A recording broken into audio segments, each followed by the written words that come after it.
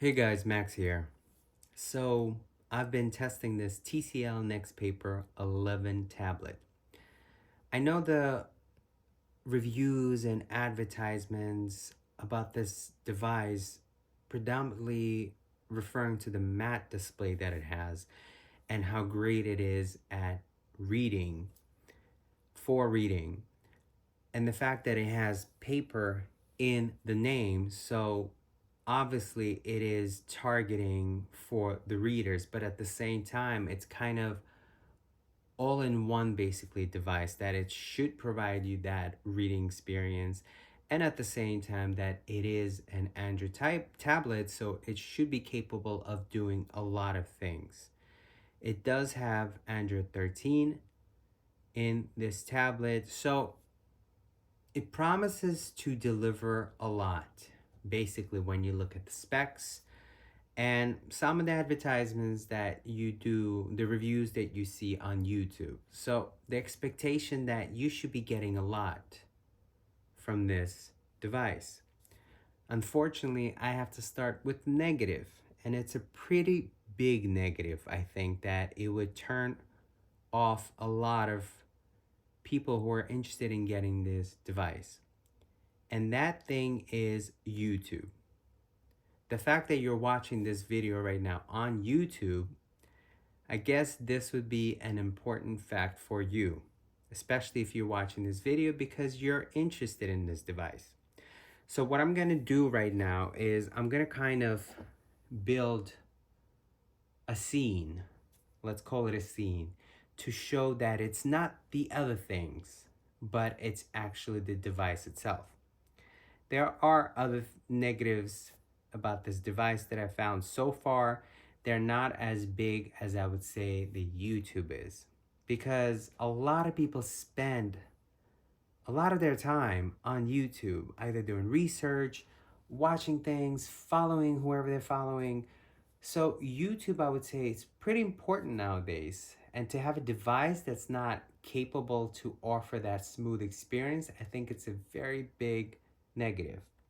So here I'm using Verizon Fios. I am testing on Verizon server. So I'm gonna start kind of building the scene. So let's start with the internet speeds. And this is first small negative. Somehow it is capable of having Wi-Fi 2.4 and 5, but it mostly stays on 2.4. Occasionally it jumps to 5, but somehow stays at 2.4, and the speeds are on the lower end, despite the fact that I do have Wi-Fi 7 mesh system, and most of my devices are getting pretty good speeds. Even I do have some older devices which are also getting pretty good speeds, but somehow this device, it's not so impressive, actually pretty disappointing. But it shouldn't affect the YouTube experience. And referring to all of my devices getting pretty impressive speeds except the Wi-Fi 7 device that I have. If you want to watch a video on it, I do have it in my videos. So let's do a test. I do have full bars, and as you can see, I'm getting 24 download, 25, and upload. It's probably around the same, close to it.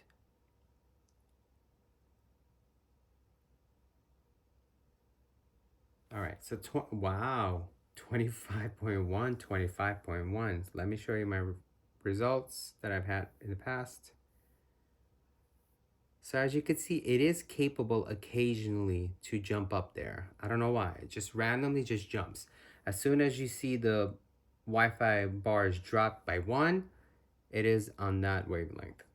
So let me show you the difference with my iPad Pro M1. And so you could see also the difference between an LCD panel versus micro LED. Dark theme, same app. So let me do a test. Also on Verizon.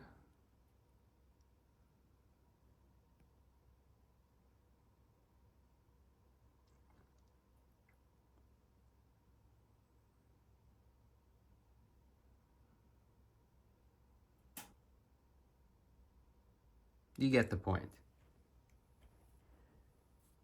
Again, TCL is calling it Next Paper. This is an LCD display. Don't be fooled. Let me show you an actually e-ink display.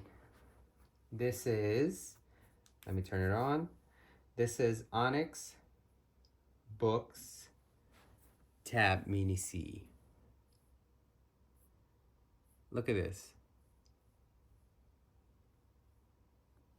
Now, LCD relies on backlighting, and it does rely on the battery, versus this device that could last me for way over a week.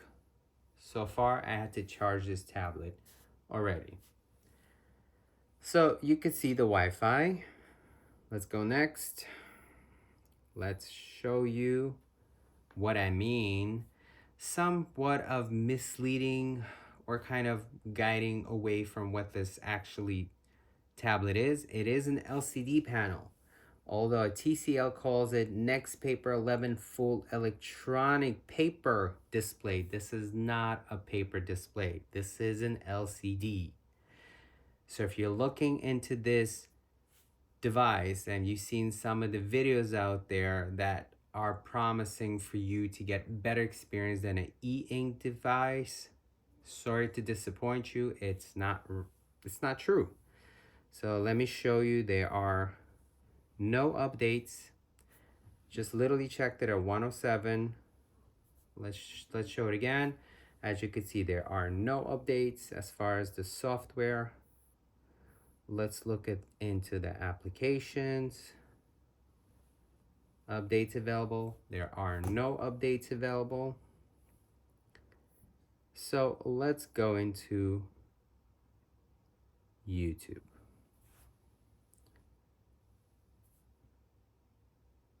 It's a pretty laggy experience. Let me just rewind. Now this is the video that I recorded today. So if you want to compare the actual experience, you can see the video that I recorded. It's pretty smooth. There is no lag. There's no delays. Let me show you the experience that you get on this tablet watching YouTube.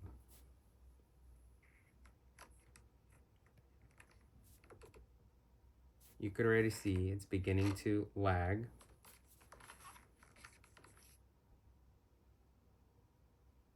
So to give an example, I was watching a YouTube video earlier. The sound does not match to what's going on. So for example, there was this person talking, but his lips weren't matching the words. As you can see, it's like jumps between the scenes. Look at this.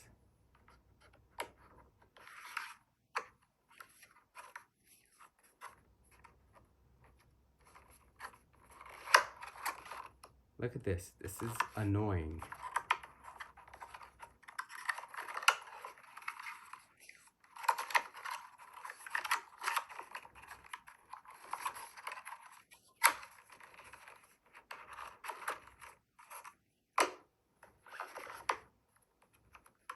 You see? The jumps, the lag, the delays. Let me fast forward.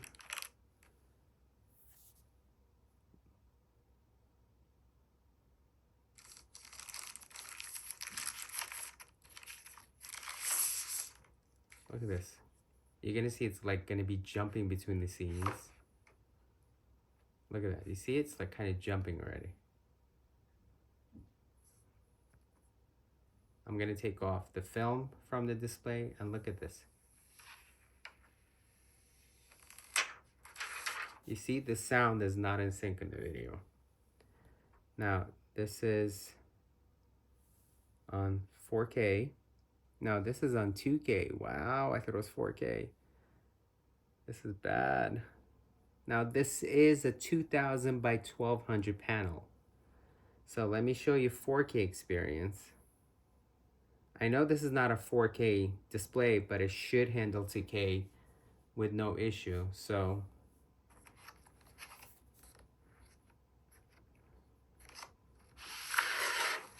look at this. Do you see the jumps? All right, we don't have to go. Let's show you the 1080 experience. Most of the time when you start watching,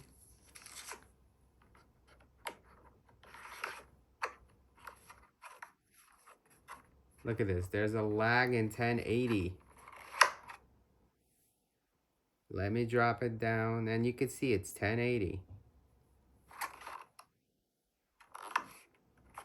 Look at that, the sound is not even matching what I'm doing. Look at this. So let me drop it to 720. Let me just rewind it. So this is 720. There's some lag and stutter in 722. I would say the 720 plays like 90% at good, and then you have those occasional stutters, the lag. So you can see 720 is okay for now. Not gonna make you watch the whole video. So most of the time when you start watching a YouTube video, it starts off at 320 and then it jumps up to 480 and then slowly goes up to 720 and then it stays at 720. Occasionally you'll find a video that does come up at 1080, but as I'm telling you, the experience is just impossible. You can't watch a video fully from beginning to the end without getting annoyed because it's just pauses, the vocals are not in sync with whoever is talking. It's just not a smooth experience. And like I showed you, everything else is fine. Even when the Wi-Fi, let's say I'm getting 200, I'm still getting the download of 200. I'm still getting the same experience. I honestly don't know what the fix is. Maybe TCL could update it with software somehow, but so far, I don't know. I really don't know. It's pretty annoying. So if you guys want this for reading experience, I think it's okay. I did have something similar, a regular Android device, and then I bought a matte screen protector that I put over that specific tablet, and it's basically was the same experience. The text looks a little bit blurry. Yeah, they tweak some by making you black and white display to make it more like e-ink display, but it's not. It is an LCD, and you can see that it's an LCD. The only way to really see the difference is for you to personally experience this. But overall, I would say this device does not nail anything to perfection. It does not nail at 100% as a reader. It does not nail it as far as watching the YouTube. I did try watching Netflix on it. I don't know if it's full HD Netflix experience because the video just looked blurry. I tried watching an episode. I allowed enough time to accumulate where usually, sometimes you start watching a movie or a TV show, an episode, and it kind of starts off not at full resolution, but then it kind of builds up to it, but somehow it just stays at that blurryish, let's call it blurryish type of visual experience of Netflix. So if you have any questions, do comment below. I do intend to do a more of a full review, but so far I think I wanted to start off with the negative because this device has been announced quite a while ago, but it is available now on Amazon. So for those of you who are thinking of getting this device, I want to start off with a negative so people can get to see that this device is not what some of the other reviewers claiming it to be, which is usually the case when a new device gets announced and the public does not get their hands on it and only select few do. A lot of times those reviews are very positive. So I just wanted to be purely based on my opinion to give results so far, and so far it's been a negative experience. Reading, well, I guess if you're looking for a tablet that is capable of doing more than just being an ink display, because there are negatives with the e-ink display. So if you have to choose one or the other, if you're looking for writing experience and reading experience, I think e-ink is the way to go. Especially my favorite are Onyx Books devices, especially the latest one with the GPU in them. They're not great at being an Android tablet, the limitation of e-ink, obviously. So if you're looking more of being in the middle, that you're gonna have to make compromises with everything, I think maybe something to consider. But if you do watch movies or if you do spend time on YouTube, yeah, so far it's been absolutely disappointing experience. So if you have comments below, if you have comments, sorry, if you have comments, comment below. It is after, what is it, almost 2 o'clock in the morning? Yeah, tired. All right, thanks for watching.